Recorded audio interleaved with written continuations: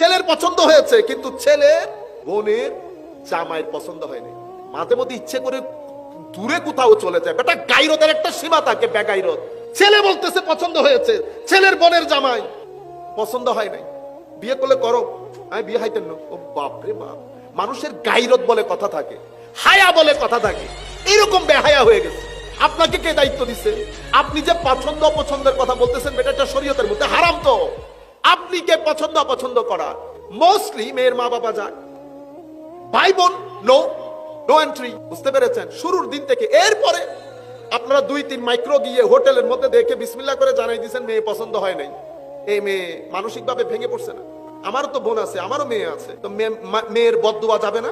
ছেলে বলতেছে হুজুর 50টার মতো দেখে বলছি বিয়ে হয় নাই। আমি বলছি নিশ্চয়ই কোনো না কোনো মেয়ের বদদুয়া লেগেছে বেটা। এটা ইজিলি অনেকভাবে হ্যান্ডেল করা যায়, মেয়ে না জেনে মতো অনেকভাবে দেখা যায়। যতক্ষণ মনে করবেন যে এটা পছন্দ হবে না, আপনি আনুষ্ঠানিক ভাবে দেখবেনই না। এরপরে ছেলে মেয়ে দেখবে, মেয়ে ছেলে দেখবে, দুইজন ইয়েস বলবে। কিন্তু আমরা কি করি? আমরা পারিবারিক ভাবে একটা প্রেসারে ফেলে দেই ছেলে বা মেয়েকে। দেখা যায় সে রাজি নাই, কিন্তু মা বাবা পরিবার সবার প্রেসারে পরে ইয়েস বলতে হয়। শেষ পর্যন্ত বিয়ের পরে অরাজকতা শুরু হয়।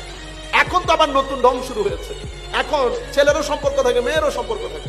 মারা সবকিছু জানে, কিন্তু বাবাদের সাথে শেয়ার করে না, ভাইদের সাথে শেয়ার করে না। বিয়ের 3 দিন পরে অবস্থা খারাপ হয়ে যায়।